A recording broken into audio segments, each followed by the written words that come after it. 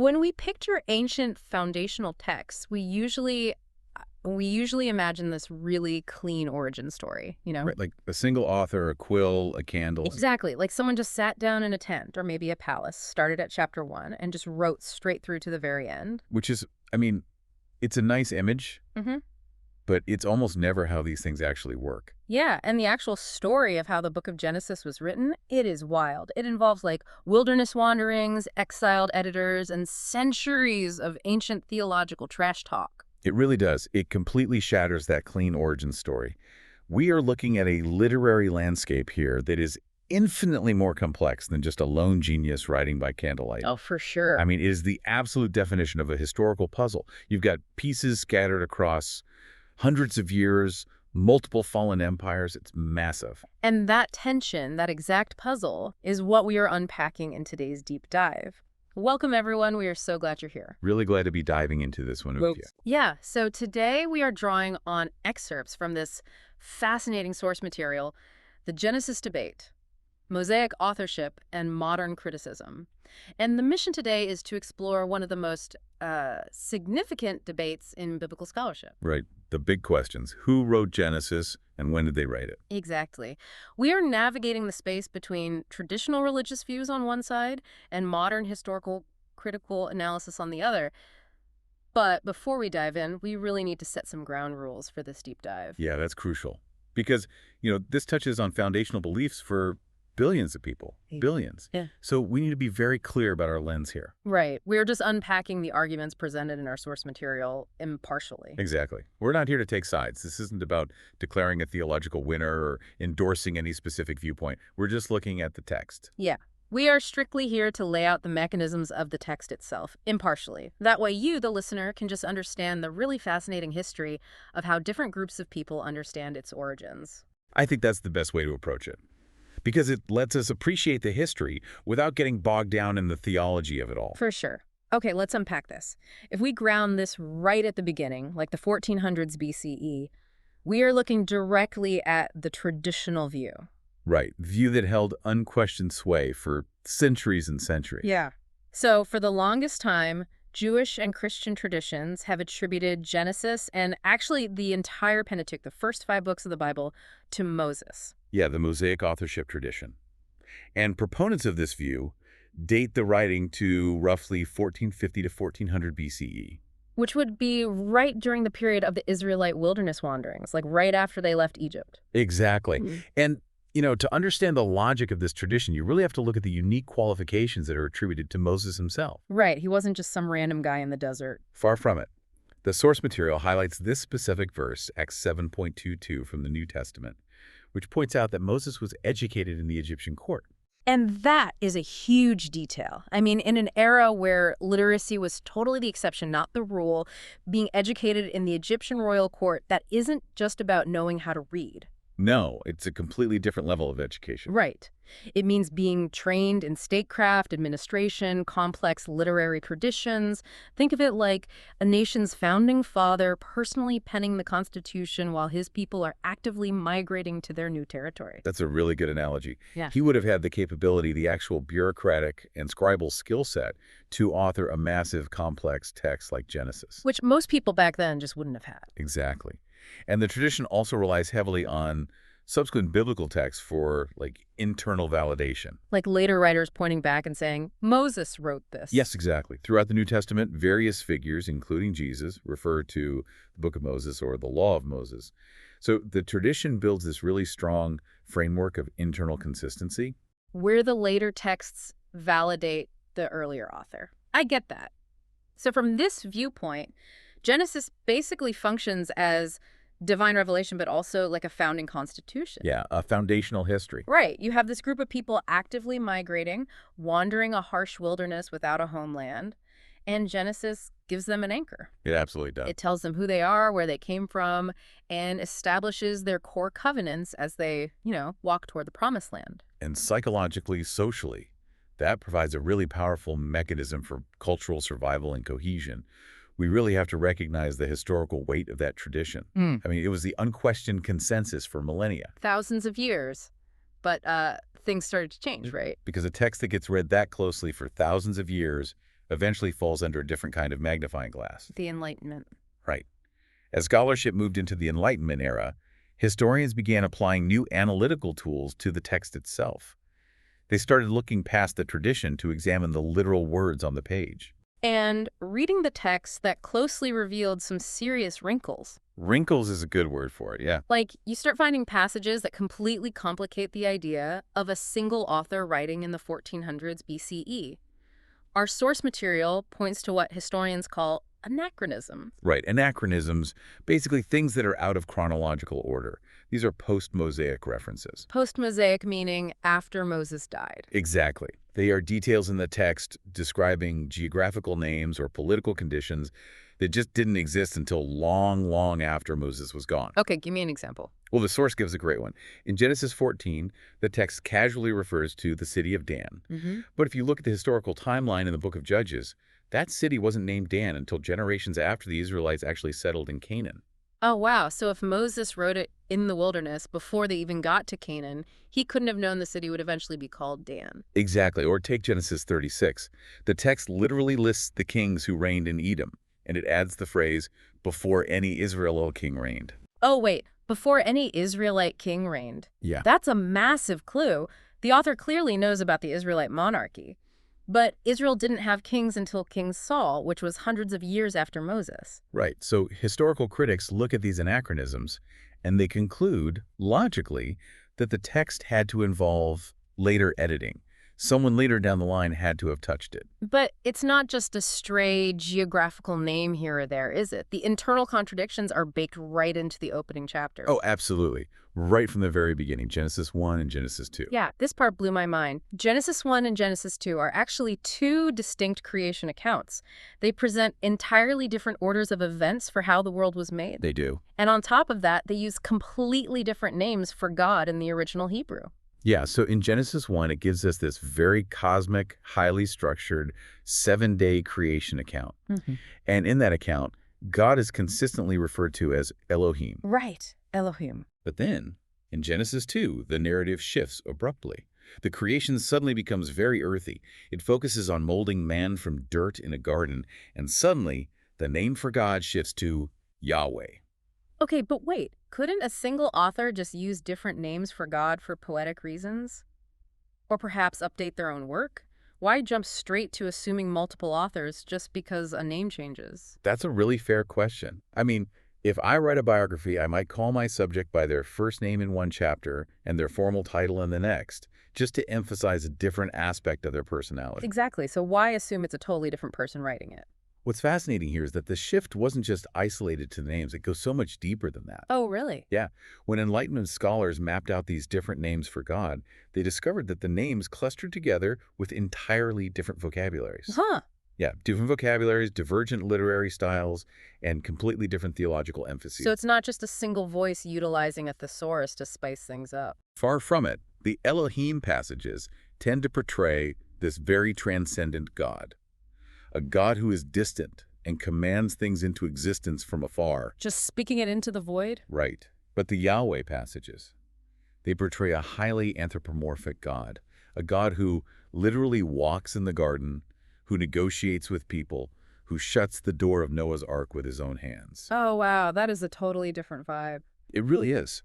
When you track the stylistic differences, it reads like you are alternating between completely different authors who have fundamentally different ways of viewing the divine. So once you accept that these different names for God represent entirely different voices, the whole concept of a single author just completely shatters. It does. You're suddenly looking at a chorus of competing authors. Which brings us right into the heart of the historical critical model, the big one, the documentary hypothesis. Yes.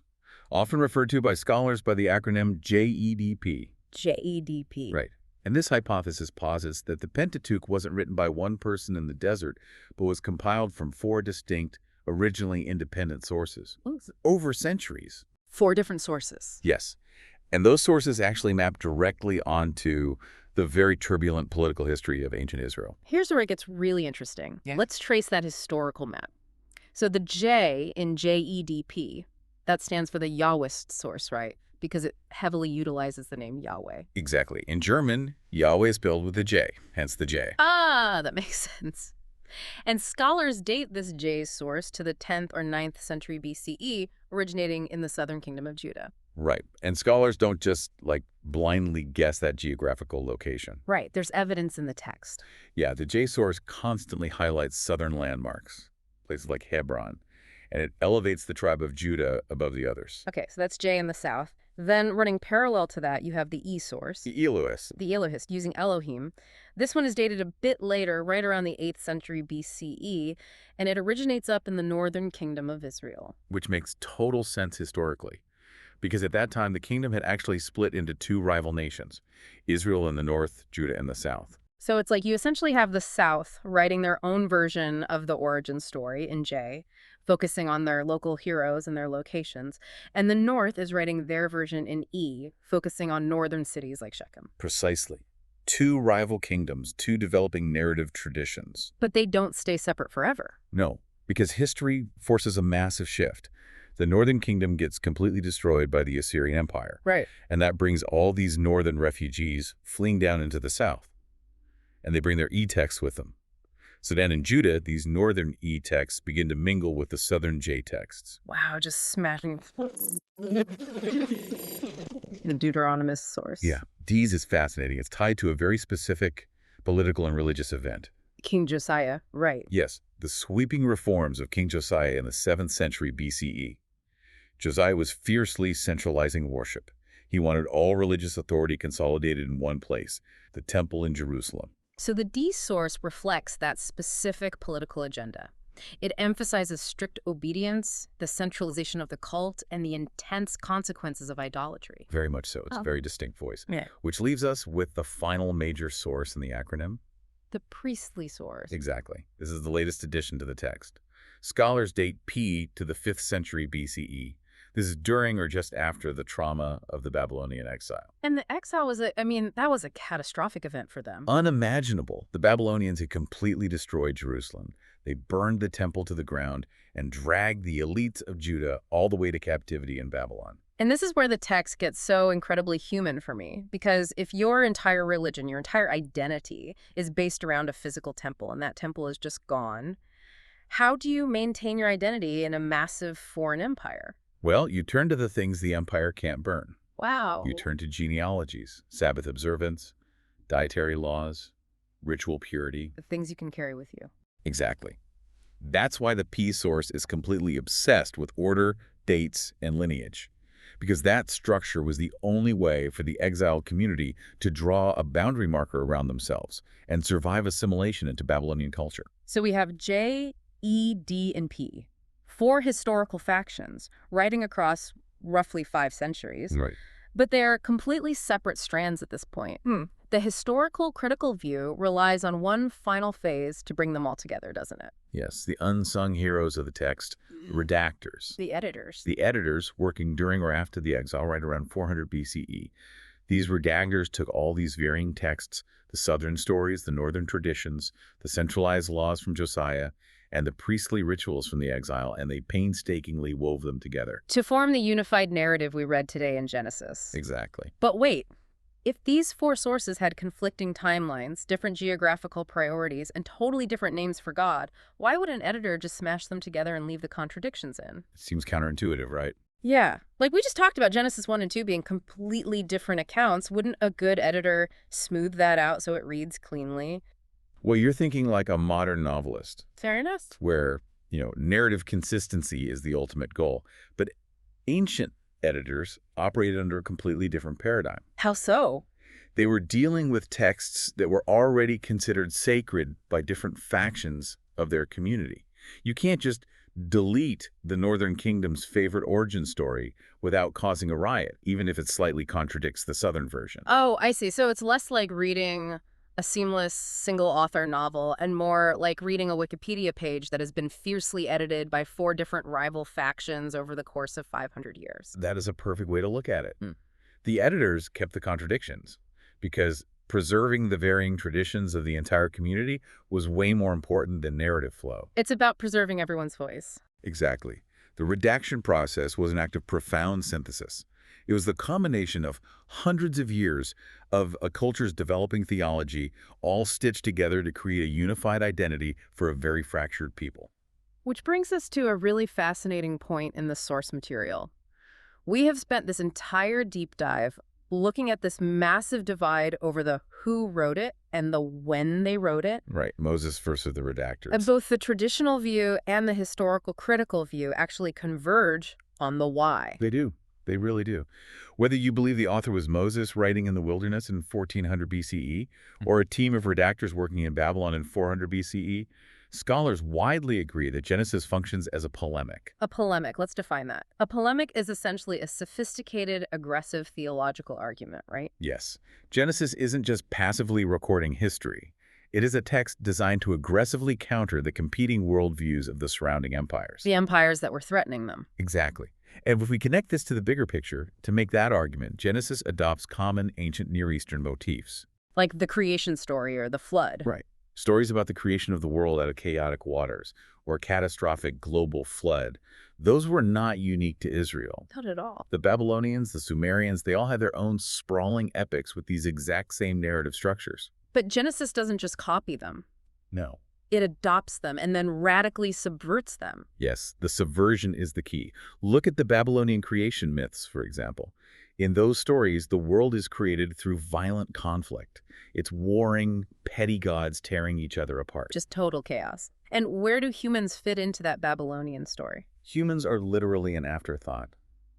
In their myth, humans are created out of the blood of a slain monster, purely to do the grunt work, to be slaves so the gods can rest. Wow. Imagine being an Israelite exiled in Babylon, surrounded by these massive ziggurats and an empire that constantly reinforces that dominant narrative. Right, the narrative being the gods are violent Hmm. and you are nothing but slave labor. But Genesis takes that familiar story structure and just weaponizes it against the empire. It really does. It uses the exact same motif of chaotic waters, but instead of a war among petty gods, Genesis 1 presents one supreme God. Elohim. Yes, one God who orders the cosmos deliberately through speech. It is a calm, majestic structuring of the universe. And the role of humanity flips entirely, doesn't it? Completely. Instead of being an afterthought meant for slave labor, humanity is the climax of the creation week. Humans are made in the very image of the Creator. Exactly. It is brilliant survival strategy. Genesis defines the Israelite identity in stark, defiant contrast to their captors. It tells a traumatized people, you are not an accident of warring gods, and you are not slaves. You reflect the divine. So what does this all mean for you listening right now? Understanding how this information is framed is crucial. When you see how shared cultural stories are adopted, subverted, and rewritten to forge a unique identity, you are looking at a masterclass in critical thinking and media literacy. Absolutely. It forces you to look at the actual mechanics of storytelling. Very few narratives in human history are purely objective. Every foundational story is shaped by its context and, more importantly, shaped by what it is arguing against. And realizing that the text was a polemic, it doesn't diminish its power at all, does it? I don't think so. I think it amplifies it. Yeah.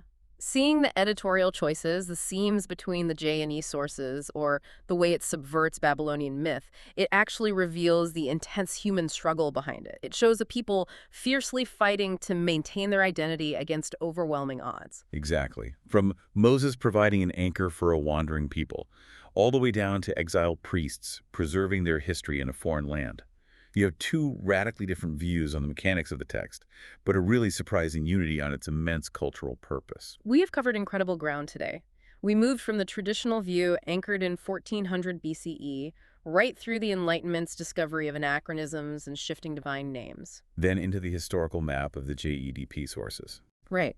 And finally, to the brilliant use of theological polemic in the ancient world. It really is a powerful reminder that the texts that shape history are so often shaped by history themselves. That is so true. And since Genesis deliberately borrowed older, rival narratives from its neighbors to define its own unique identity, it leaves you with a fascinating question to mull over. What's that? It makes you wonder, how often do our modern cultural myths or foundational stories borrow from rival narratives to define who we are today? That is a great question to end on. Right. Thank you so much for joining us for this deep dive into the Genesis debate.